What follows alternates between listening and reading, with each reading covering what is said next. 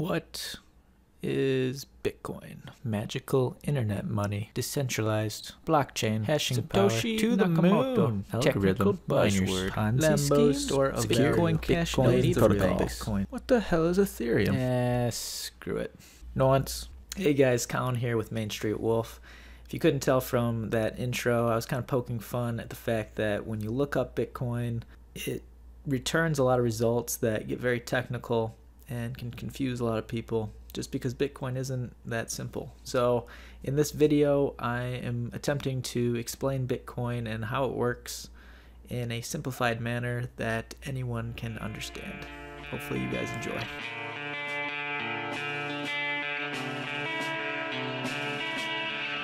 So the big question today is, what is Bitcoin? I'm going to answer that by going very high level and not digging too far into the details of how Bitcoin works and all the intricacies, but more of kind of an abstract view of how a transaction works, what the purpose of Bitcoin is, and what problem it's solving in our world today. And the best way to start off with what is Bitcoin is really what a transaction looks like in today's society online. And that will help us understand what the purpose of Bitcoin is, why it was created, and so on. With a current payment transaction in today's world, you'll have two people. And in our example, we have Alice and we have Bob. Alice is trying to pay Bob $100. And in order to do that in today's society, Alice has to have a bank account and Bob has to have a bank account. What happens is Alice's bank will see how much money she has in her account. It's all in their server. A server is just a computer. Her account is just a data point within that server saying, okay, Alice has $2,000 and she wants to transfer $100. Her bank will say, okay, yeah, she has enough money. Let's start a transfer. So they contact Bob's bank. Bob's bank server says, okay, well, Bob has a starting balance of $1,000. He's going to get 100, and his ending balance is going to be $1,100. And that's really how a transaction takes place in today's society. You have the banks verifying that these people have enough money, and then the third party that's saying, okay, this transaction's okay, let it go through. Now, in that situation, people have to have banks. You have to go through these central entities and give away information, how much money you're making, you're putting money in this account, and the bank can take that money, loan it out, and make interest on it. Well, they kind of give you an interest that is laughable. Bitcoin came around 2009 during the financial collapse, or financial crisis, not collapse. This guy or group, no one knows, named Satoshi Nakamoto, came out with this white paper, which is really just an outline of this new thing called Bitcoin. I like talking about this first sentence on the white paper. Basically lays out what Bitcoin is in a simple one sentence. So a purely peer-to-peer version of electronic cash would allow online payments to be sent directly from one party to another without going through a financial institution. So the purpose of Bitcoin was to create a trustless system where you don't have to know that a third party is validating a transaction. You can send value from yourself to someone else without the need of any middleman. And this can all be done online in a safe way that's secure, relatively fast, and relatively cheap. That was the goal. Let's kind of dig into what is needed by both Alice and Bob in order to start a transaction in similar way to when they were transferring $100. In order to transact in Bitcoin, you have to install a Bitcoin wallet, which is essentially a software that is holding a couple things. You have a private key, a public key, and addresses. Now, a private key is randomly generated, and it can be any combination of 0 through 9 and A through Z. I believe the number of combinations is like 10 to the 72nd So it's just some crazy high number.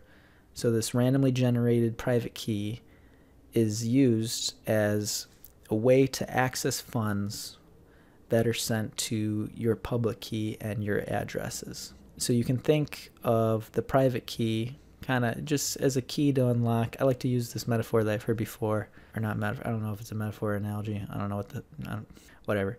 You have a mailbox, right? And anyone knows the address of this mailbox, but only the person with the key can unlock the messages, or in this situation, unlock the bitcoins that are sent to that mailbox. So the public key is kind of like that mailbox that people are able to send money to. The private key is mathematically correlated to the public key. But one thing to keep in mind, knowing the public key, there's no way to know a person's private key. And this is important because you don't want people able to access your funds that are sent to the public key and spend your bitcoins. You have the public key, and then you have the public address, which is just a hashed version. I'll get into hashing later. Or the public key is derived from the private key, but you won't be able to know the private key from the public key. Then you have the Bitcoin address, which is derived from the public key, that you're not able to know the public key. So, with all that being said, you have those three things in your Bitcoin wallet. Basically just a collection of these key pairings, and for every transaction, you're really supposed to use a new private key, a new public key, and a new public address. You can use the same one, but what happens is if you use the same one continually and someone finds out what your identity is to that Bitcoin address, they could potentially know how much Bitcoin you have in value, and you could become a target. Bitcoin addresses don't expire, but the purpose of creating a Bitcoin address, it's supposed to be a new one for every transaction. What do you need in a transaction to make it valid and send it out to this Bitcoin network where these computers validate, work together, make sure everything's verified and good to go? You have Bob's public address, so he can receive his Bitcoins, his mailbox, and then you have the previous transactions showing how Alice has a balance of 100 Bitcoins. You have to prove that, okay, here's all the previous transactions, and you add them up. I have 100 Bitcoins, and now I want to spend them. You have how much Alice wants to get back in change. So she'll send 30 Bitcoins to Bob, and then she's wanting back 68 Bitcoins. And you're thinking, okay, there's a difference of 2 Bitcoins that are not being returned. That is the transaction fee that is paid out to these miners that you may have heard of that are doing the work and proving that this transaction is valid. They verified it, and they append it to this blockchain of all previous transactions. It's really a free market for transaction fees. So if you want a transaction approved faster, you increase your transaction fee. Slower, you don't care how much time it takes, you make it smaller. Then lastly, you have Alice signing the transaction with her private key, because it's important that the person with the private key is signing the transaction and approving the transaction. What happens is this transaction will go out to these nodes within the Bitcoin network. The nodes want to know, okay, is the rightful owner of these Bitcoins, and have they approved it by signing it? With their public key, match it up against their transaction using this verification algorithm, and they can see, okay, yes, the only way this transaction would have been sent is if the person has a private key. And remember, this works because the private key is mathematically correlated to the public key. Therefore, if you have the public key, you can verify that the person with the private key had sent it. Hopefully you are not super confused right now, and we'll continue with it. You have all that information in a transaction, and it's broadcasted to this Bitcoin network. And you may have heard of these nodes. What really these nodes are on the Bitcoin network, these computers that are verifying that these transactions are following a certain set of rules in the Bitcoin protocol. You've probably heard of miners too, which are actually also nodes on the network.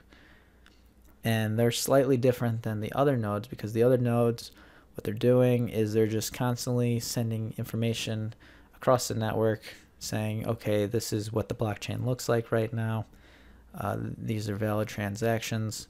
And they're kind of volunteers. They don't get paid through rewards or incentives. But Bitcoin miners, on the other hand, are actually also responsible for extending the blockchain by creating new blocks, these new transaction blocks that are appended to the blockchain through proof of work, and they solve these hashing algorithms, and they solve for a piece of the puzzle, and they do this through just brute force, computing power, electricity.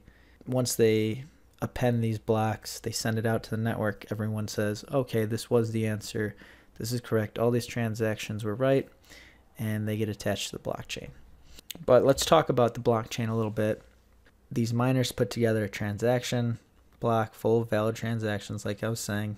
These transaction blocks that are all appended, or one next to the other, starts off with the beginning of Bitcoin. If you look at the blockchain at any point in time, you'll have all the transactions, all of them, going back all the way to the creation of Bitcoin on that blockchain. And so really the blockchain serves as this massive ledger, just a record book. It's keeping just track of where all the Bitcoins are going. The previous transactions cannot be changed without miner collusion or redoing proof of work faster than honest nodes. It's important to remember. So that's a pretty big selling point of Bitcoin, is it's really difficult to change any previous transactions, and it's secure. Let's jump right back into Alice's transaction to Bob. Number one, the transaction's validated by all the nodes on the network, saying Alice is the one that signed it with her private key and that she has enough Bitcoins to actually send Bitcoins to Bob. Then we have the transaction that is put in this thing called mempool, where all the pending transactions are waiting to be attached to the next transaction block that will be attached to the longest blockchain. The miners are the ones that are selecting these transactions out of the mempool. Really, they're going off of which ones have the highest transaction fees, because if they're the ones that figure out this mathematical puzzle known as proof of work, they're the ones that are able to collect the transaction fees along with the Bitcoin reward for actually appending a transaction block onto the blockchain. So in order to understand this proof of work, you have to understand what a hashing algorithm is and what a hash is. To explain it simply, you have an arbitrary length of characters, let's say in a string, and you run it through this hashing algorithm. The output will be a fixed length, and the output will also look like it's randomly generated.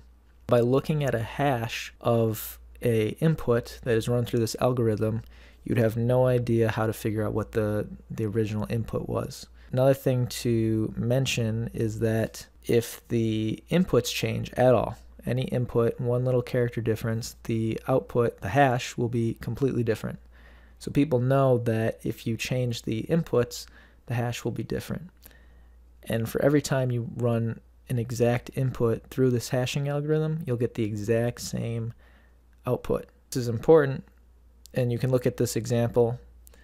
Apples, if you run apples through a hashing algorithm, you get H231D, but then if you run app through it, you'll get DE234. So same length, but the outputs are completely different. And if you ran apples again through it, you get the same H231D. So really, what the Bitcoin miners are trying to solve for is this nonce. This is the part of the puzzle, the input, that is just completely random. In order to get a hash, they're looking for a target hash that starts with a certain amount of leading zeros. And the amount of leading zeros that are needed will change based on difficulty, but it's just important to know they're looking for a hash with a certain amount of zeros at the beginning. Previous hash with all the longest the longest transaction block and the longest blockchain. Then you have this nonce that's unknown. You have the new transactions, and they're trying to get the targeted hash.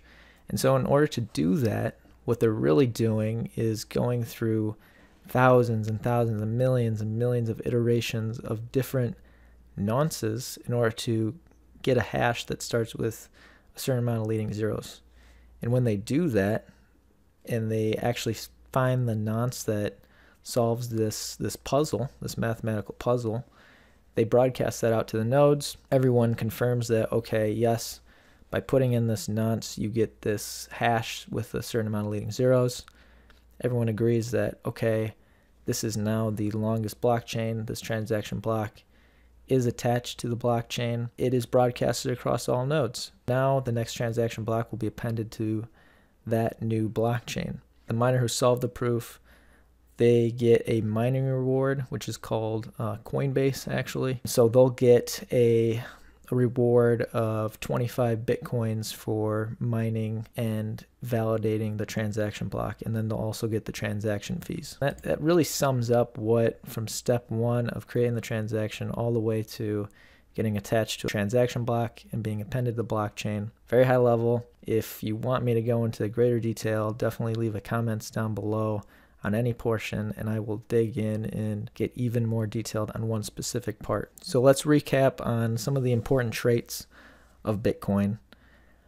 It's decentralized. It's a network of nodes. So if any node goes offline, the work can be picked up by other nodes and they can come back, and the longest blockchain they can trust is the blockchain that they should be following. And then there's no need for middlemen because it's done by so many computers that the network is secure because there's so many people agreeing on it. There's no double spending. Transactions are validated. If two transactions are made at the same time, to try to double spend, whichever one's received first and attached to a transaction block, the next transaction will fail because they'll see that the bitcoins have already been sent out of that public key. The record is immutable. So like I was saying with the hashing algorithm, that hash that was created for the new longest block would change if someone tried to go back and change any one little transaction. Because if any of the inputs, it doesn't matter how small, if you change one little thing, the entire hash will change, going all the way back to the beginning of Bitcoin. So that's why it would be very hard,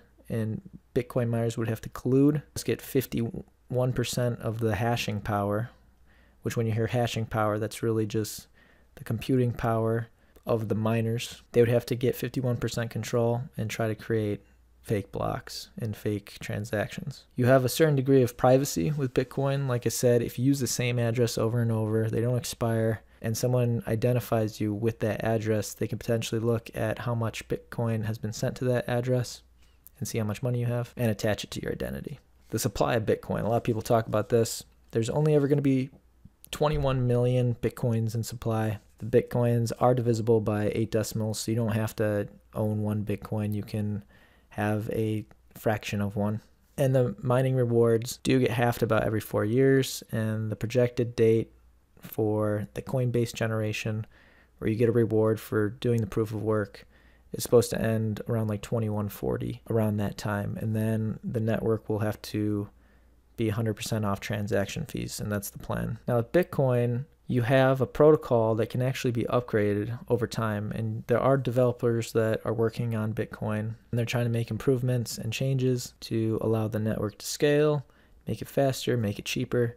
So Bitcoin is interesting because it's money that can actually be improved over time. It will only take time to tell how the development team will go about this and improve Bitcoin, but it's exciting because there's always opportunity for them to fix problems and make it better.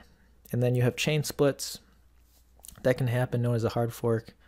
You may have heard of Bitcoin Cash, but that's an example of a fork where there is a division of opinion on where Bitcoin should go.